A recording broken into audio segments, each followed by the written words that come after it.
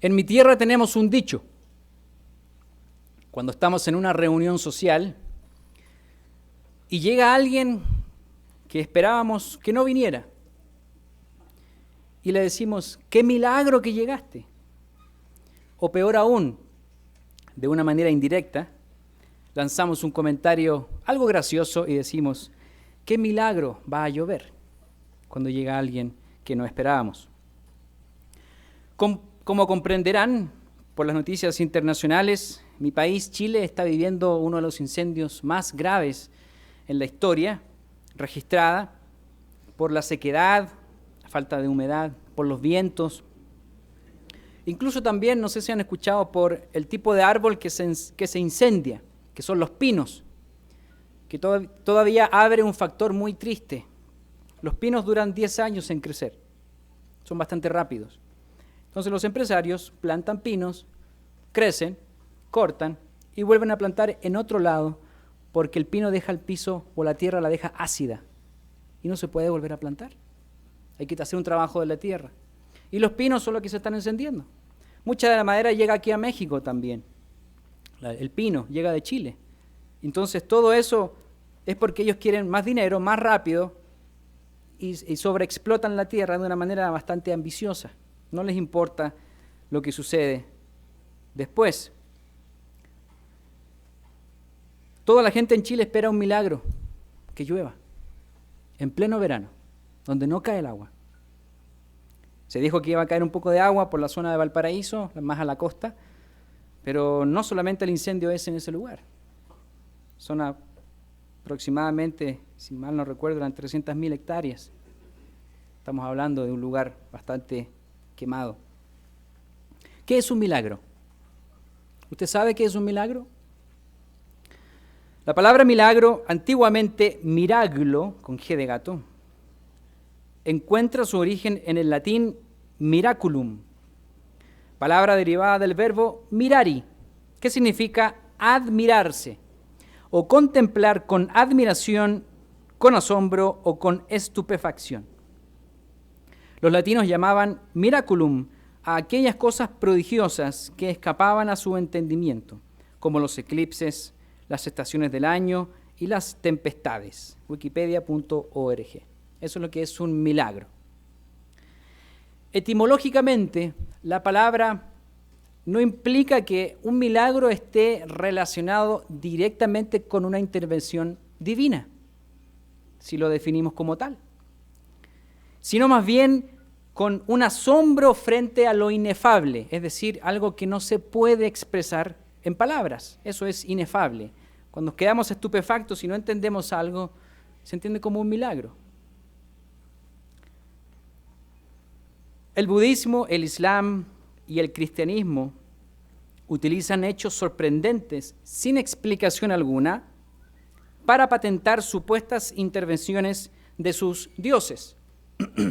Por ejemplo, en la actualidad, el catolicismo busca milagros de personas fallecidas quienes tuvieron una vida ejemplar para entonces canonizarlas y elevarlas de seres humanos comunes y corrientes a seres de adoración por los feligreses. Esto, mis hermanos, es una aberración a las Escrituras. Los santos, por milagro que hizo aquí, por milagro que hizo allá.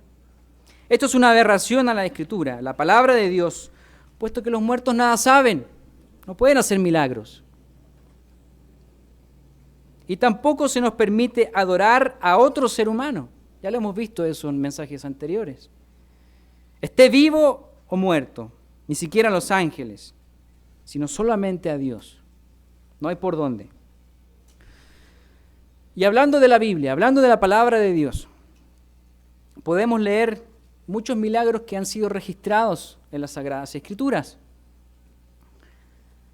Algunos podemos verlos hoy también.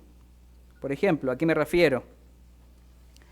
La creación de los ángeles, la creación de Lucifer, fue un milagro, un evento magnánimo, un evento que quizás hoy día no vemos a los ángeles, buenos o malos, no vemos a Satanás, pero sí vemos que hay un engaño en el mundo. Sí sentimos que los líderes hablan de otra cosa. Están hablando de paz, pero no están hablando de paz. Hay algo que sucede en el mundo, y eso es por la lucha espiritual que hay. No estuvimos cuando fueron creados, pero sí hoy día sentimos eso. La creación del universo, la creación del planeta Tierra. Vivimos en el planeta Tierra.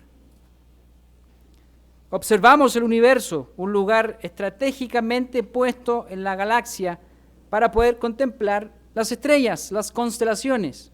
En otro planeta, desde la Luna, muy cercana, o desde otro planeta que se dice que hay vida, está todo tapado. No pueden mirar hacia arriba, no se podría mirar, no se podría contemplar. Es muy interesante ese tema, que Dios puso la tierra y la dejó libre para poder admirar su creación. No estábamos cuando se creó el universo y el planeta Tierra, pero sí podemos observarlo, porque vivimos en él y podemos observar el universo que nos rodea. La creación del hombre, del polvo, un milagro, la creación del hombre del polvo. No estuvimos ahí cuando se creó a Adán y a Eva, pero todos aquí fuimos creados de la nada, de nosotros mismos y de algo que solamente entiende Dios, quien es el que entrega la vida y también la quita. Acuérdense cuando le pregunta a Job le pregunta a Dios, ¿dónde estabas tú cuando hice tal cosa? ¿Dónde estabas tú cuando hice el universo? Cuando hice los mares, cuando junté todo esto. Ahora bien, no estuvimos ahí, es cierto, no estuvimos ahí. Pero sí existió un grupo de personas que observó hechos increíbles, grandes milagros, testigos oculares, como lo fue el pueblo de Israel. Oprimidos por cientos de años en Egipto, cuando llegó José, a 70 personas que se dice más o menos, a Egipto, se volvieron miles y se convirtieron en esclavos bajo un yugo muy pesado de Faraón, que los hacía trabajar. Pero Dios obró con una mano poderosa y milagrosa.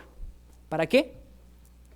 Para sacarlos de ahí, para liberarlos de la esclavitud y también para guardar sus fiestas. Eso es algo que no se habla mucho. Se habla de la liberación del pueblo de Israel de Egipto, pero en Éxodo 5, versículo 1, si quieren lo anotan, la película o las películas que hablan de Israel, de la salida de Israel de Egipto, muestran, ¿cierto?, al pueblo, la apertura de los mares, y hablan de la frase, deja ir a mi pueblo, que Moisés le dice a Faraón, deja ir a mi pueblo. Lo que no dicen las películas es lo que está en Éxodo 5.1, porque la frase está incompleta. Deja ir a mi pueblo a celebrar fiesta en el desierto. Eso no lo lee nadie. ¿Qué fiestas? Empezaban las fiestas. Pascua se celebró antes de salir de aquí de Egipto, y entonces panes y levadura ya era una fiesta. Y después en el desierto se le dieron todo el resto de las otras fiestas, en Pentecostés, al recibir el Decálogo. Son momentos importantes y la gente no habla de ellos. Frente a la negación de Faraón, leemos estos milagros que sucedieron cuando salió el pueblo de Israel. Las 10 plagas. Esas que están en las películas y que hay científicos que dicen que fue un caso fortuito de la naturaleza, etcétera, etcétera. El agua en sangre, las ranas, los piojos, las moscas, muerte del ganado, llagas de hombres y animales, granizo y fuego, langostas, oscuridad y luz, y finalmente la muerte de los primogénitos. Dios dice que Él endureció el corazón de Faraón y sus siervos a modo de que todo Egipto fuera testigo de lo que Dios iba a hacer. Egipto fue testigo, y no solamente Egipto, sino que también el pueblo de Israel. Como dice, para que sepáis que yo soy Dios. Tú vas a ser testigo de lo que va a suceder aquí, y vas a saber que yo soy Dios. Por esos milagros. Paradójicamente, toda la generación que fue testigo Se le olvidó todo lo que vieron. A la vuelta de la esquina, oye, tengo hambre, oye, tengo sed, oye, volvamos. Se les olvidó la poderosa mano de Dios. Si seguimos en la historia, la lista de milagros registrados tanto en el Antiguo como en el Nuevo Testamento es extensa. Obviamente la separación de las aguas, luego el agua que salió de la roca en el desierto, el maná que cayó para sustentarlos en el desierto, las codornices, para que comieran hasta que se saciaran de carne. Esos fueron milagros. ¿Qué me hablan de la detención del tiempo con el sol y la luna? Sol, detente en Gabaón, luna, párate sobre Ayalón. Josué 10:12. ¿Qué me dicen de la detención de los astros? Un milagro. Un milagro. ¿Qué me dicen del retroceso del tiempo? Si no le gusta la detención, bueno, el retroceso del tiempo en 10 grados. Y el Señor hizo que la sombra retrocediera 10 grados en la escala de Acaz, Segunda de Reyes 20:11, la sombra. Retrocedió la sombra. Se movió todo el universo para decir, oye, yo soy Dios, aquí estoy y soy de verdad. Y seguimos, la salvación del profeta Daniel en Babilonia, el profeta Jonás con el gran pez, la salvación de Abraham, o el llamamiento de Abraham a Lot, la salvación también, lo que sucedió en Sodoma y Gomorra, el llamado de Moisés, la zarza que no se consumía con fuego. Sigamos adelante, el nacimiento de Cristo, su vida, su muerte, su resurrección, sus palabras. Y aquí viene la pregunta. ¿Por qué Dios no hace un milagro hoy día así tan grande como lo leemos en la Escritura? ¿Por qué no llega en un fuego y nos habla con una voz estruendosa, como lo hacía en el monte de Sinaí, que dice que era temible para el pueblo? ¿Por qué Dios no hace eso y se viene acá a hablar con nosotros de esa manera? ¿Hay cosas que se considerarían como milagros y que somos testigos hoy? La respuesta es sí. Y de eso vamos a hablar hoy día. Vamos a ver cuál es el milagro más maravilloso que pueda existir en el universo. Una obra de Dios magnánima que tiene un pasado, un presente y un futuro. Y un futuro muy milagroso. De eso vamos a hablar hoy día. Primero que todo, vamos a establecer lo siguiente. Dios no cambia. Dios no cambia. Se mantiene como un caballero y su palabra se cumple. No ha cambiado y no va a cambiar. Dios no es hombre para que mienta, ni hijo de hombre para que se arrepienta. Él dijo y no hará. Habló y no lo ejecutará. Números 23:19. Las frases claves que nos dan a entender que Dios no cambia. Jesucristo es el mismo ayer y hoy y por los siglos. Hebreos 13:8. El Hijo de Dios, Dios en la carne. Sin embargo, estamos claros que Dios no cambia. Lo que sí cambia es el cómo Dios, en su infinita sabiduría, modifica la manera de relacionarse con el ser humano. Eso sí cambia. Eso sí cambia. Por medio de un proceso que va avanzando. Por medio de un proceso que vamos avanzando. Hoy no vemos un Dios en una columna de fuego. No vamos a un templo a adorar donde está el lugar santísimo, donde entraba el lugar más sagrado, donde entraba el sacerdote una vez al año, donde se veía la presencia de Dios en el templo, la Shekinah. Eso no vemos hoy día.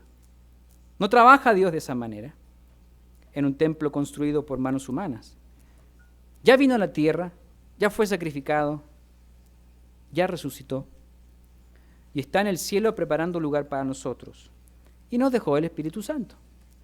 La manera de trabajar cambia, o ha cambiado, y va a seguir cambiando. Hebreos 1, por favor, nuestra primera escritura, hablando de este tema muy interesante de Hebreos, que aquí nos habla en Hebreos 1, respecto a cómo Dios ha trabajado con el hombre en la historia.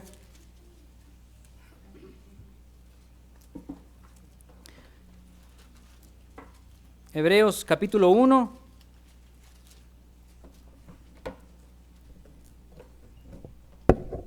y versículo 1. Hebreos capítulo 1 y versículo 1. Dios, habiendo hablado muchas veces y de muchas maneras en otro tiempo a los padres por los profetas, en estos postreros días nos ha hablado por el Hijo, a quien constituyó heredero de todo y por quien asimismo hizo el universo, el cual, siendo el resplandor de su gloria y la imagen misma de su sustancia, y quien sustenta todas las cosas con la palabra de su poder, habiendo efectuado la purificación de nuestros pecados por medio de sí mismo, se sentó a la diestra de la majestad en las alturas, hecho tanto superior a los ángeles, cuanto heredó más excelente nombre que ellos. Lo clave aquí es el primer versículo. Habiendo hablado muchas veces y de muchas maneras, hoy, en el tiempo presente de esta carta a los hebreos, que se cree que es Pablo, puede ser que no. En el tiempo que se iba a destruir el templo en Jerusalén, hacia el año 70 después de Cristo. Momentos difíciles. Y tenían entonces ellos ese testimonio de Jesucristo. Hace poquito Cristo había muerto, 40 años atrás, o un poquito menos de eso, de esta carta a los hebreos. Esto del sacrificio fue un milagro. Un evento digno de admiración, un evento de amor, más profundo que jamás se haya visto. Cristo, luego de ser resucitado, se presentó, dice la Escritura, frente a unas aproximadamente 500 personas como testigos. Ellos lo vieron a Jesús resucitado después que había muerto. Algunas creyeron, otras no. Pero era Dios quien hizo todo esto en la carne, ya en ese momento ya siendo espíritu, que se materializaba como la figura de Jesucristo, quien había sido antes de la muerte física. Dios trazó un procedimiento milagroso, ¿en dónde? Y esto resume toda la Biblia. El espíritu se hizo carne y la carne se hizo espíritu. Eso resume la Biblia. Eso resume el sacrificio de Jesús. Trazó una manera de traspasar algo que no podíamos, algo que se venía prefigurando en el Antiguo Testamento, con los sacrificios, con las sangres, como dice Hebreo después, que la sangre de toros y machos cabríos no nos cubre, sino el sacrificio de Jesucristo. La creación del universo, los milagros de Egipto, la muerte y la resurrección de Jesucristo y muchos otros tantos milagros, todos ellos han trabajado en función de uno más grande, de uno todavía más grande, que es el que vamos a hablar hoy, que es el que estamos empezando a asomarnos. Y a pesar de que la idea de este gran milagro estaba incluso diseñado antes de la fundación del mundo, antes de que se llevara a cabo o se gestionara el milagro como tal, o que se haya concebido, no deja de ser menos importante. Leemos el momento en que fue ejecutado o comenzado el sexto día en Génesis, la creación del hombre. El milagro del polvo nos formó. Los seres humanos como tal fuimos formados como seres humanos del polvo. Este fue el comienzo del milagro más grande, que es el cual vamos a hablar hoy. De los mismos compuestos de la tierra fuimos creados. Se dice por ahí, tal vez por eso nos gusta tanto ese olor a tierra mojada. No se sabe por qué nos gusta. ¿Puede ser? No lo sé. No es comida, pero es muy agradable. Fuimos muy similares a los animales. Sin embargo, había un sello característico, o hubo un sello, o hay un sello en el ser humano que no tienen los animales. ¿Recuerdan cuando hablamos de la espada y de cómo cae hacia el espíritu? Cuerpo, alma, espíritu. El espíritu no lo tienen los animales. Ahí hay una diferencia radical. Y así como Dios es espíritu, a la misma semejanza que Dios es espíritu, nos hizo a nosotros, solamente que nos hizo seres físicos y con un espíritu humano dentro de nosotros. Ahí está la diferencia. Pero somos hechos a su imagen y semejanza. Somos hechura suya. Ese es el compuesto tan interesante que el que le fue quitado del rey Nabucodonosor y se volvió animal por un tiempo, por 7 años, y luego le fue devuelta la razón. Y ya era un ser humano. Se le quitó ese espíritu y se le regresó el espíritu. Por eso el ser humano es capaz de sentarse un día a contemplar una puesta de sol y decir, ¿por qué estoy aquí? ¿Por qué nací? ¿Hacia dónde voy? ¿Han visto ustedes un simio, un mono, un macaco que se haga esa pregunta? Obviamente que no. Solamente viven por instinto animal. Y son muy inteligentes. Tienen el cerebro muy similar al ser humano, pero no tienen espíritu. Y eso no es parte de una evolución, que requiere más fe creer que venimos del mono que creer que venimos de un ser creador. Somos especiales y fuimos hechos a imagen y semejanza de Dios. Somos un milagro. Somos un milagro. Solamente por el hecho de respirar. Solamente por el hecho de poder caminar. Somos una maquinaria biológica increíble. Pero también somos aún más interesantes por los compuestos que nos conforman. Cuerpo, alma y espíritu humano. Somos la gran cosa, usted podría decir, pero en realidad no. O no nos debemos creer la gran cosa. Porque este milagro que fue concebido en Génesis, en el 6º día que ha comenzado, y todos aquí hemos nacido, y todos vamos hacia que se nos apague la vida, todos vamos hacia allá, en todo este transcurso debe haber un progreso, debe haber un proceso. Porque somos perfectibles, no somos perfectos, somos perfectibles en ese proceso.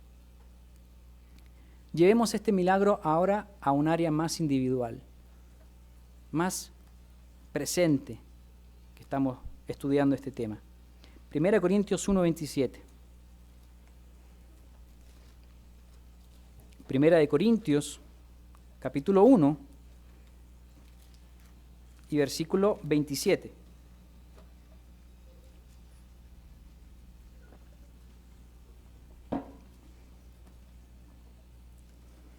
Dice lo siguiente: sino que lo necio del mundo escogió Dios, para avergonzar a los sabios, y lo débil del mundo escogió Dios, para avergonzar a los fuertes.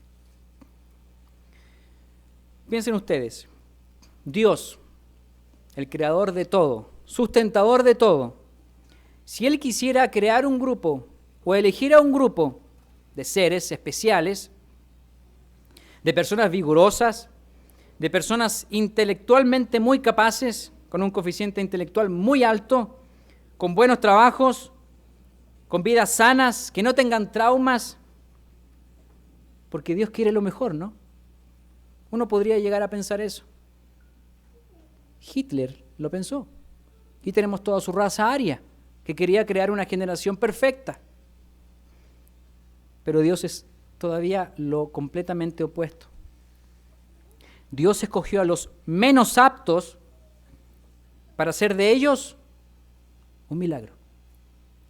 Para que ellos fueran un milagro viviente. Un proceso de ese milagro. La obra de Dios se lleva a cabo en este tipo de personas. Y somos nosotros. Aquí no vemos los mejores del mundo.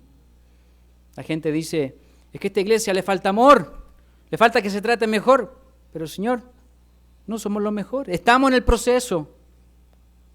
Pero no exija tanto. Y leamos la Escritura.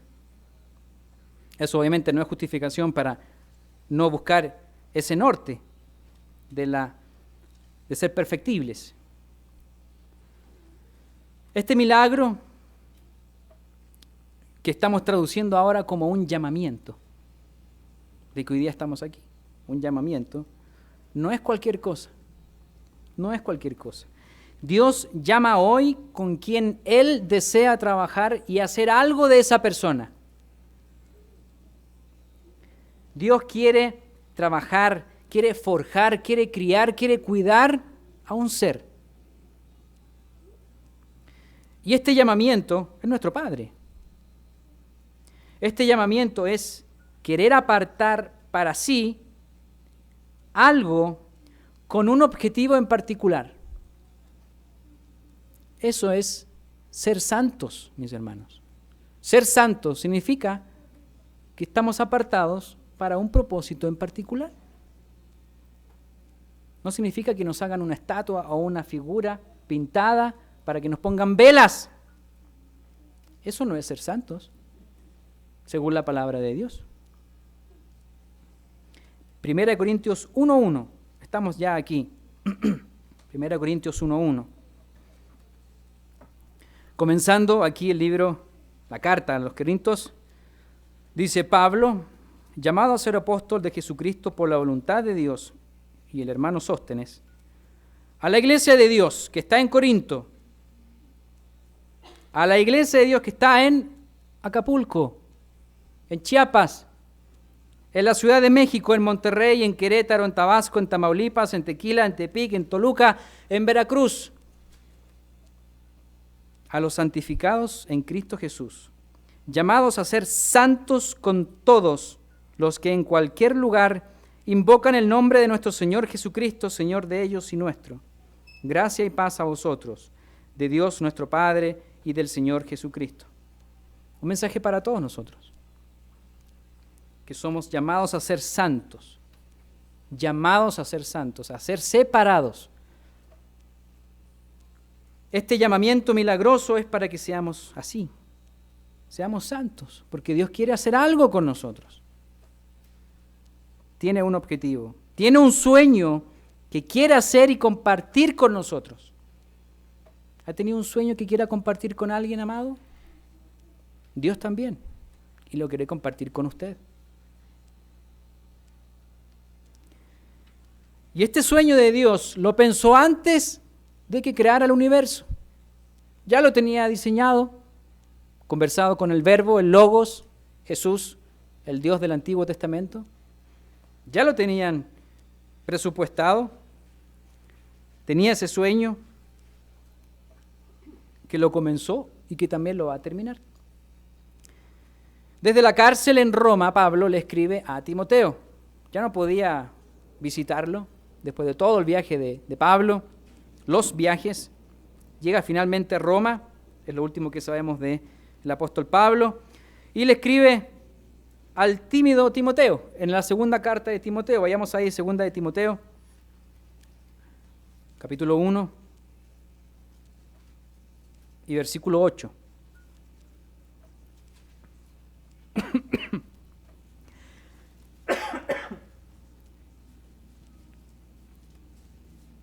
Segunda de Timoteo, capítulo 1, versículo 8. Por tanto, no te avergüences de dar testimonio de nuestro Señor, ni de mí, preso suyo, sino participa de las aflicciones por el Evangelio, según el poder de Dios. Perdón.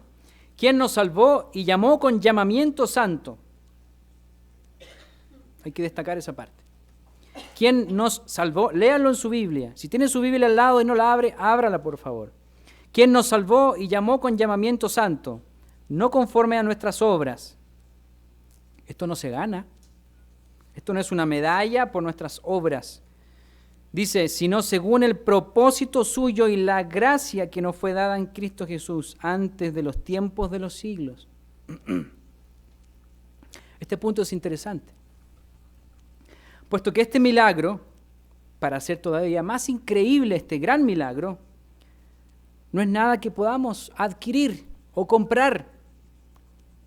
Recuerden a Simón, el mago, que quería comprar el don del Espíritu Santo. Yo quiero tener eso, ¿cuánto te pago? Esa no era la manera. es un don, un regalo, hablando de lo que es la gracia, un presente que Dios entrega a sus hijos. La gracia como justificación de nuestros pecados frente a Dios, para estar apropiadamente presentados por la sangre de Cristo que nos cubre. Hablando un poco de la Pascua, aquí está. 66 días para Pascua, aquí está. Obviamente entendemos que este don inmerecido, que nadie puede adjudicarse, como diciendo yo me la gané, no significa que hemos sido salvos hoy, que ya alcanzamos ese milagro en su máximo esplendor y que ya no hay nada que hacer porque ya Cristo nos cubre, sino que por el contrario, hay mucho que hacer. Recién ha comenzado ese milagro, con ese llamamiento, con esa participación del Espíritu Santo cuando la persona se bautiza. Hay mucho que hacer. Aunque sí hemos sido salvos, pero de los dolores de cabeza que nos pueden provocar quebrantar la ley de Dios. Eso provoca problemas. ¿Quién está tranquilo cuando miente? Cuando roba, cuando mata? Hay una consecuencia que es lo que es la maldición de haber quebrantado la santa, justa y buena ley de Dios. Por eso una bendición no es algo que digamos que Dios te bendiga. No. Vive conforme a la ley de Dios para que seas bendito. Elige bendición o maldición. Ahí está la ley de Dios. No puede abolirse la ley.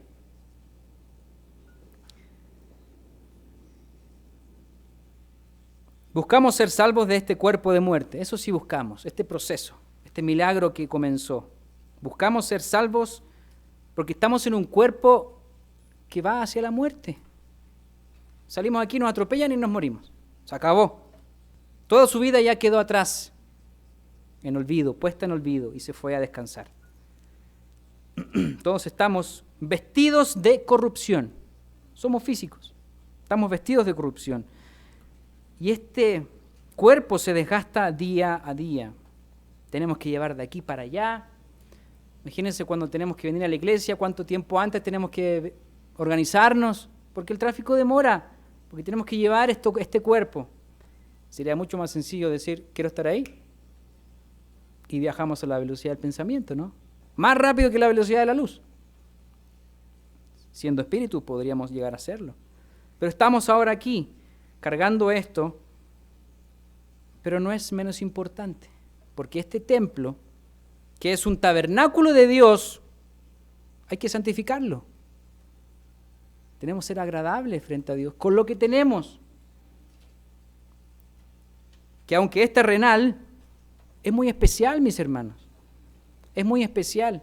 Tenemos el cuerpo, tenemos el alma, que es la vida, la energía, tenemos el espíritu humano, y cuando se nos inyecta el Espíritu Santo de Dios, estamos hablando ahora de las ligas mayores. No estamos hablando aquí de escuchar un par de versículos y pensar que ya la tenemos toda lista y ya vamos a ser salvos. Cuando tenemos el Espíritu Santo en nosotros, estamos hablando de este comienzo del milagro. Segunda de Corintios 5. Segunda de Corintios, capítulo 5, versículo 1 al 5.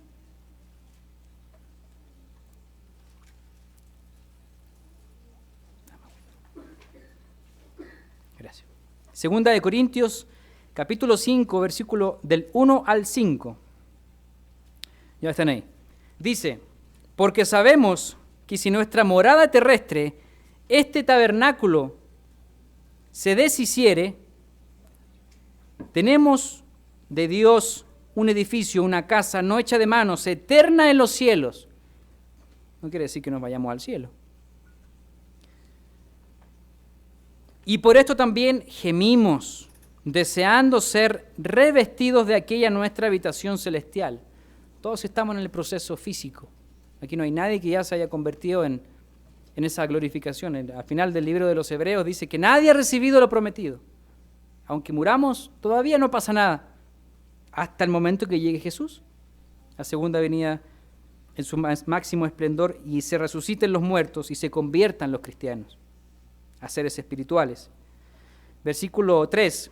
Porque así seremos hallados vestidos y no desnudos. Fíjense aquí cómo habla Pablo en la segunda carta a los Corintios, hablando de la vestimenta y de la desnudez. Sigamos. Porque asimismo, los que estamos en este tabernáculo, ¿qué significa tabernáculo? Morada temporal. La fiesta de los tabernáculos nos vamos por 7 días a una morada temporal. Sukkot. Los que estamos en este tabernáculo gemimos con angustia, porque no quisiéramos ser desnudados, sino revestidos para que lo mortal sea absorbido por la vida. Mas el que nos hizo por esto mismo es Dios, quien nos ha dado las arras del Espíritu con mayúscula, santo. Las arras del Espíritu. Fíjense cómo introduce esto Pablo para llegar hasta aquí, hasta las arras del Espíritu Santo. Pensemos por un momento en lo siguiente. Somos físicos. Estamos limitados al tiempo, a cansarnos, a tener que comer, que es muy rico por lo cierto, pero no es muy agradable cuando estamos con un vacío en el estómago. Estamos limitados a la energía. Si nos levantamos desganados y sin energía, cuesta comenzar el día. Estamos limitados. Estamos limitados a la corrupción. En cualquier momento podemos corrompernos. Tenemos esa libre decisión, libre albedrío. Y tenemos un enemigo, la muerte. Hacia allá vamos y en cualquier momento nos toca. Todos marchamos hacia allá. Sin embargo, hay un sello de Dios en nosotros, que Dios dice, yo te hice. Algo que nos hizo muy distinto a toda la creación, ya lo hablamos. Estamos hablando del espíritu humano. No confunda con el Espíritu Santo, que eso es otra cosa que se inyecta en el centro de la persona cuando se bautiza. Estamos hablando de cuerpo, alma y espíritu humano, el CAE, como lo pusimos en siglas hace unas semanas atrás. Dios es capaz de hacer llegar su Espíritu Santo hasta el lugar donde está el espíritu humano y tener una comunión para entender la sabiduría de Dios, no humana, sino que la sabiduría de Dios. Y somos transformados de una manera milagrosa en un proceso, que es el que estamos viendo ahora.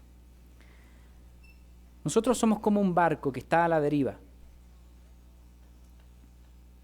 La única manera de que podamos sujetarnos a algo firme es un ancla.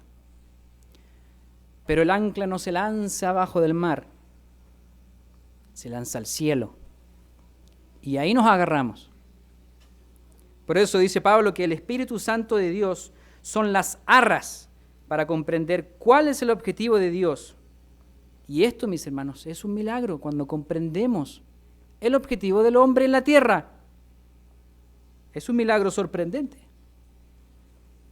Tener conciencia de esto es un milagro en sí. Esas arras del Espíritu, esa ancla que no lanzamos hacia abajo, sino hacia arriba. Y ahí tenemos una conexión firme y entendemos a Dios y luchamos por ese milagro. Sigamos leyendo aquí el versículo 6 de 2 Corintios 5. Sigamos leyendo la segunda parte, del 6 al 10. 2 Corintios 5, versículo 6. Así que vivimos confiados siempre. Imagínense la imagen de una persona con un ancla en el cielo, ahí firme, con un barco que no se va a mover. Así que vivimos confiados siempre y sabiendo que entre tanto que estamos en el cuerpo, estamos ausentes en el Señor, porque el ancla está arriba, no estamos arriba, pero estamos firmes. Y aquí viene el versículo 7. Porque por fe andamos, no por vista. No es por las aguas intempestuosas que vemos al nivel del barco que nos mueven, sino que porque estamos mirando arriba, con fe, de algo que no se ve, pero que se cree. Hebreos 1:1. Buscamos eso. Versículo 9. Por tanto, procuremos también, o ausentes o presentes, serle agradables, porque es necesario que todos nosotros comparezcamos ante el tribunal de Cristo, para que cada uno reciba según lo que haya hecho, no lo que haya sentido, no lo que haya creído. Fíjense aquí, para que cada uno reciba según lo que haya hecho, este proceso de milagro. Ay, yo creo, sí, ya me salvé. Y le falta mucho todavía. Mientras estaba en el cuerpo, sea bueno o sea malo, a todos nos va a llegar ese momento de juicio de Dios, misericordia, no humano, no carente de justicia, con justicia divina. Hoy día, que somos tabernáculos terrenales, podemos estar bien vestidos, guardando los mandamientos de Dios, la ley de Dios, practicando el amor de Dios, pero seguimos siendo carne, seguimos siendo carne. Por eso Pablo habla de ser revestidos en un futuro, de ser revestidos en un futuro. Y gemimos por ese momento, que ese milagro ya llegue a su fin. Un poco tarde, pero el nombre del mensaje es Milagros en Proceso, que es un poco el concepto que estamos aquí hablando, milagros en proceso. Nuestra vestimenta debe ser hoy aplicar justicia a nuestra vida a la manera de Dios. Aplicar justicia es vestirnos a la manera de Dios, hoy en un tabernáculo terrenal, en un cuerpo físico. Fíjense lo que dice aquí. No vayamos, yo se lo leo. Dice: y oí como la voz de una gran multitud, como el estruendo de muchas aguas, y como la voz de grandes truenos, que decía: aleluya, porque el Señor nuestro Dios Todopoderoso reina. Gocémonos y alegrémonos y démosle gloria, porque han llegado las bodas del Cordero, y su esposa se ha preparado, y a ella se le ha concedido que se vista de lino fino, limpio y resplandeciente, porque el lino fino es las acciones justas de los santos. Apocalipsis 19, del 6 al 8. Así seremos revestidos.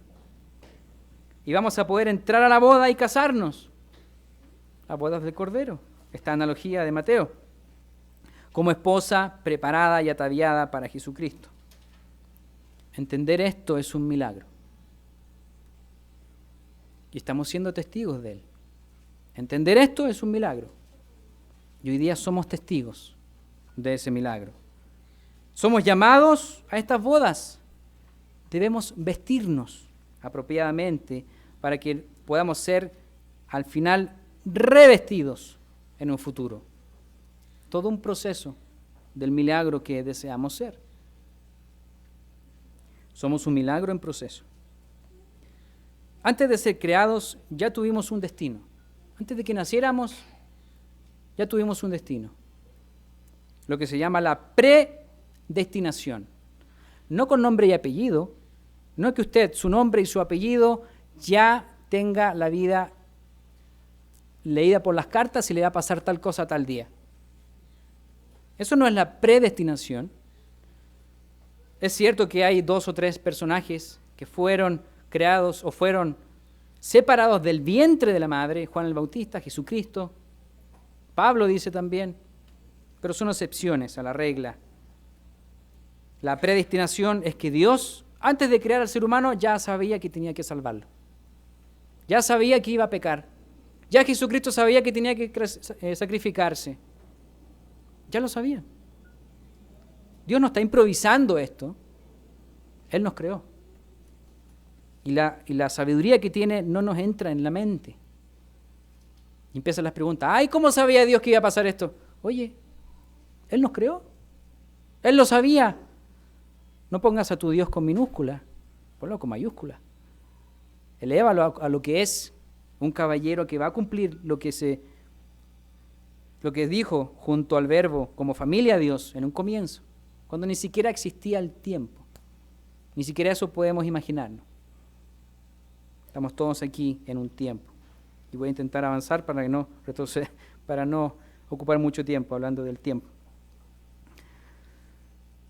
Dios va a forjar un carácter en nosotros y fuimos creados con el propósito de ser revestidos, de que esta carne que tiene algo de espíritu humano y pueda ser injertado el Espíritu Santo, fuera en un futuro 100% espíritu.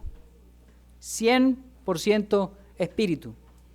Y se acabó los problemas, se acabaron las enfermedades.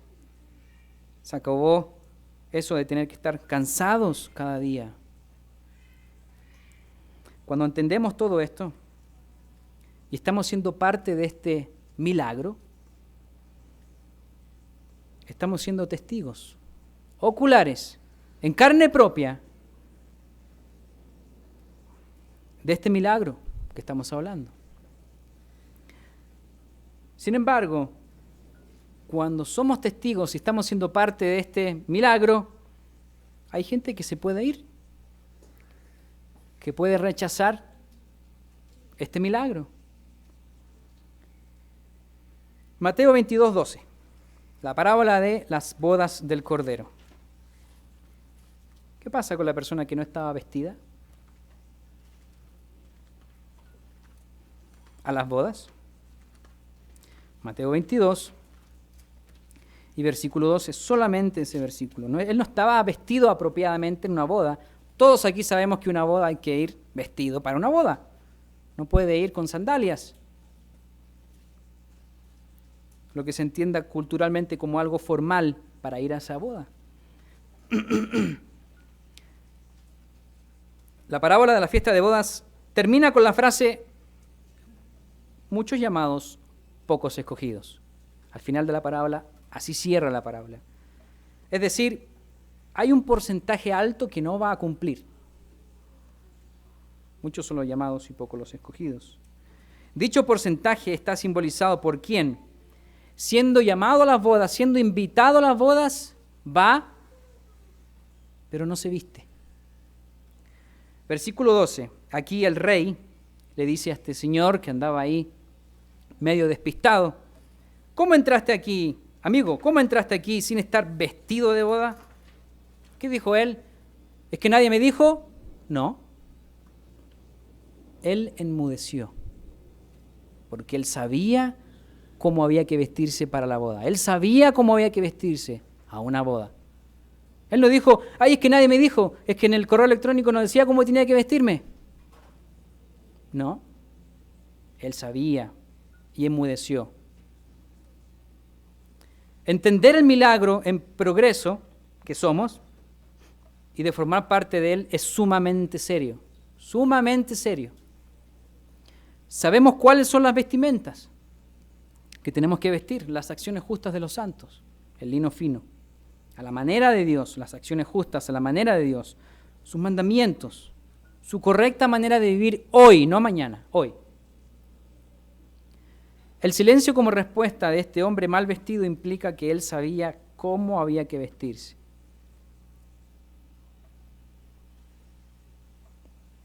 No se nos debe olvidar lo que somos. Un milagro de Dios, no por nosotros, sino que por Dios. Por eso no somos gran cosa. No somos nada.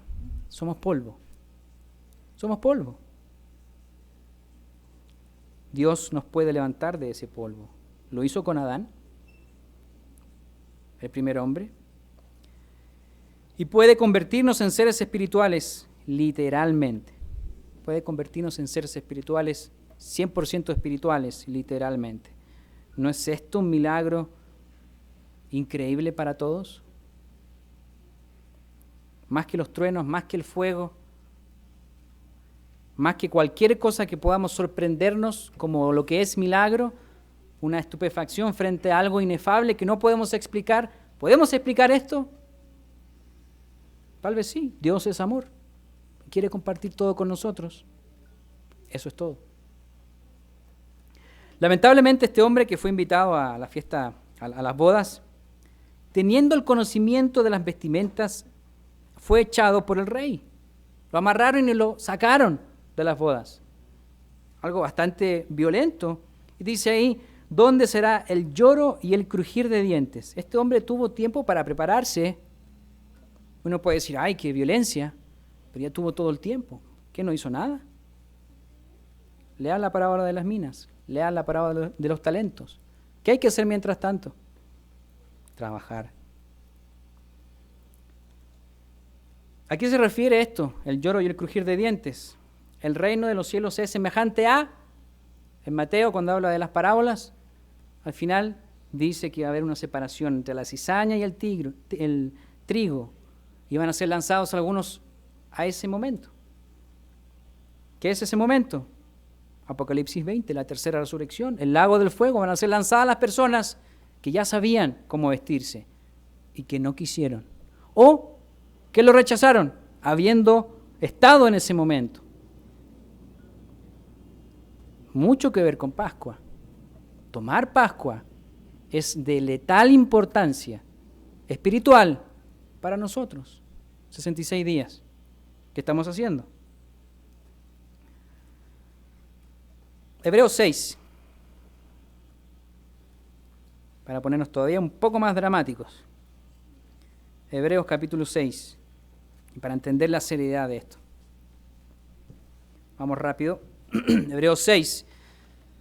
Hebreos capítulo 6, versículo 4. Porque es imposible que los que una vez fueron iluminados y gustaron del don celestial y fueron hechos partícipes del Espíritu Santo, y asimismo gustaron de la buena palabra de Dios y los poderes del siglo venidero, y recayeron, sean otra vez renovados para el arrepentimiento, crucificando de nuevo para sí mismos al Hijo de Dios y exponiéndolo al vituperio. Cristo murió una sola vez, por usted y por mí.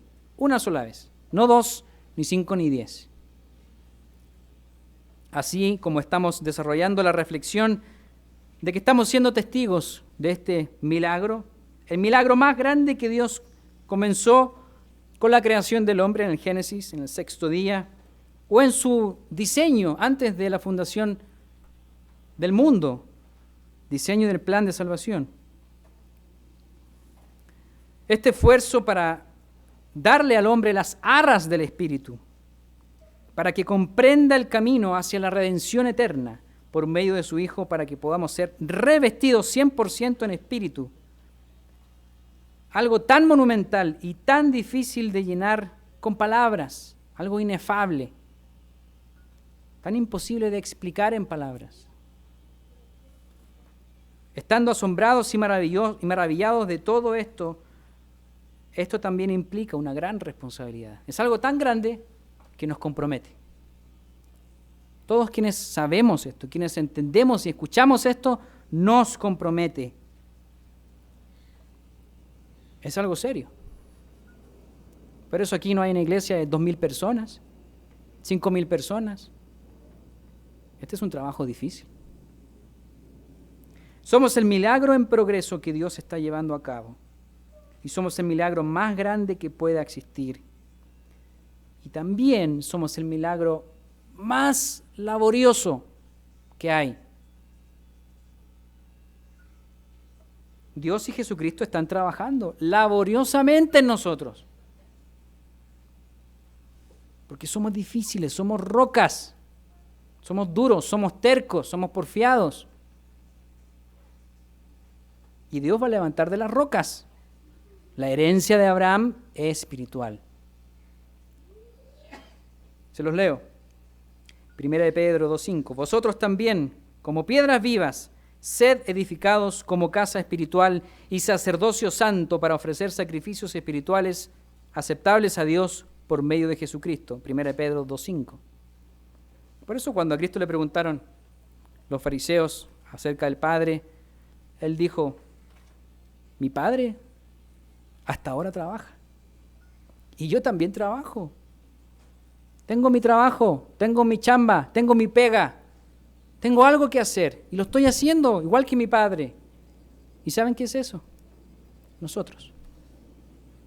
Este milagro. Porque somos difíciles. Somos muy difíciles. Aquí leamos esto en 2 de Corintios, capítulo 3.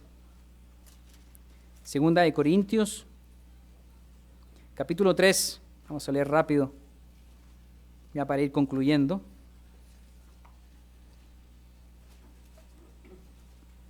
Segunda de Corintios capítulo 13, versículo 3.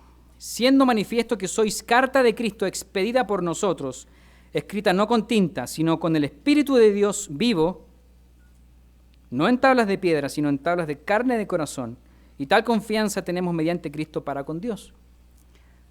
No que seamos competentes por nosotros mismos para pensar algo como de nosotros mismos, sino que nuestra competencia proviene de Dios. De milagro. No somos nada, pero somos algo, gracias a Dios, un milagro, el cual asimismo nos hizo ministros competentes de un nuevo pacto, no de la letra, sino del Espíritu, porque la letra mata, mas el Espíritu vivifica. Hablando del antiguo pacto, bajo la ley, y ahora vivimos bajo la gracia, el nuevo pacto, un mejor y nuevo pacto.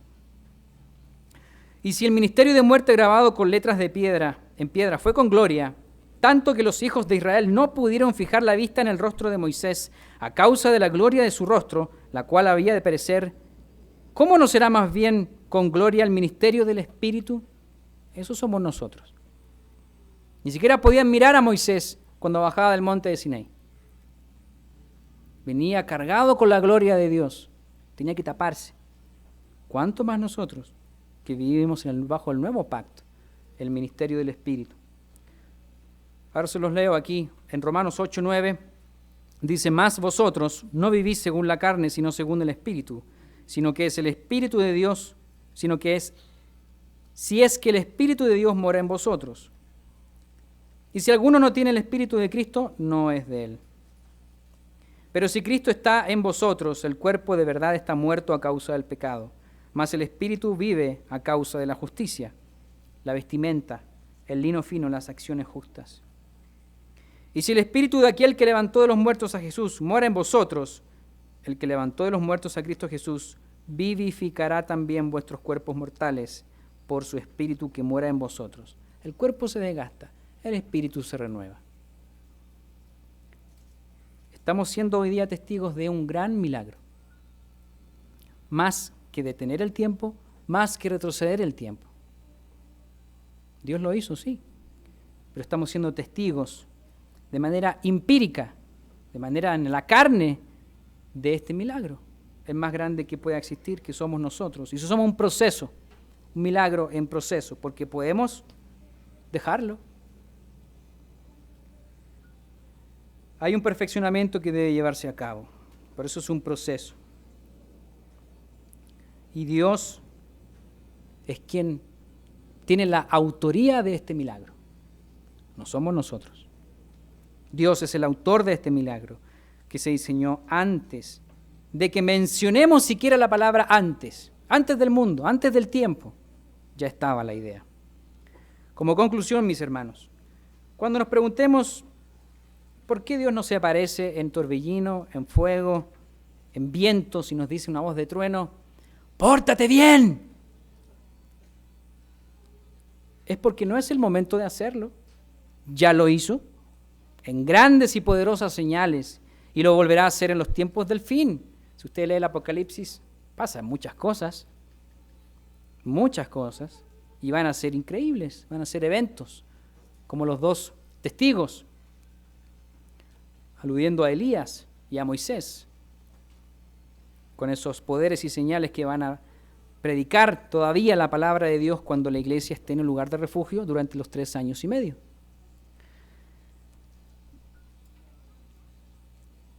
Y nosotros estamos ahora siendo testigos de estos milagros, de los que hablamos, de este milagro que se está llevando a cabo, que dio un comienzo y que Dios va a terminar. Dios va a terminar en un momento en que todos estamos esperando. Ese milagro somos nosotros. Ese milagro más silencioso, profundo y visionario que pueda existir. Que Dios llame a los suyos, que los convierta y que en el futuro sean 100% espíritu. Permítame concluir con el siguiente relato. Un par de minutos. Cuando el apóstol Pablo defiende su ministerio frente al rey Agripa, casado con Berenice, judía, ahí en Hechos 26, ya casi en el final del libro de los Hechos, Pablo le dice que no había sido rebelde a la visión celestial, esta visión de Damasco, el camino a Damasco, que iba a perseguir a los cristianos. No fue rebelde y empezó a predicar el Evangelio. Las buenas noticias las comenzó a predicar aquella que se venía predicando en el Antiguo Testamento con los profetas. Y este conocimiento lo tenía el rey Agripa. Lo tenía por su esposa judía, Berenice. La salvación viene de los judíos. Ellos saben de esto. Y en Hechos 26-27, Pablo le pregunta directamente al rey Agripa. Festo le dice que estaba loco. Ya había pasado por Félix, ahora Festo, y ahora frente al rey Agripa. ¿Crees, oh rey Agripa, a los profetas? Yo sé que crees. ¿Qué momento más increíble para esa persona en particular y todos los testigos? ¿Crees lo que los profetas dijeron sobre un Salvador que vendría a redimir a toda carne para salvación eterna? En otras palabras, yo sé que crees. ¿Creemos en este milagro? El más grande que pueda existir, que ni siquiera cabe en nuestra mente. En pocas o muchas palabras, Pablo lleva al rey Agripa a una encrucijada que se expande en el tiempo, hacia el pasado, hacia el presente y el futuro, sobre toda carne creada con espíritu humano. Y que en algún momento tendrá que tomar la decisión de reconocer el milagro y vivirlo, como todos hoy hemos comenzado a hacer, y que confiamos que Dios lo va a terminar. Y aquí anoten, vayamos a Filipenses 1:6, ya, y con esto terminamos. Filipenses capítulo 1, una de las escrituras más esperanzadoras, llenas de esperanza, aunque sea redundante. Filipenses capítulo 1, versículo 6. Estando persuadido de esto, todo lo que hemos escuchado hoy, de la conciencia de este milagro, el más grande de todos, el que comenzó en vosotros la buena obra, la perfeccionará hasta el día de Jesucristo. Muchas gracias y buenas tardes a todos.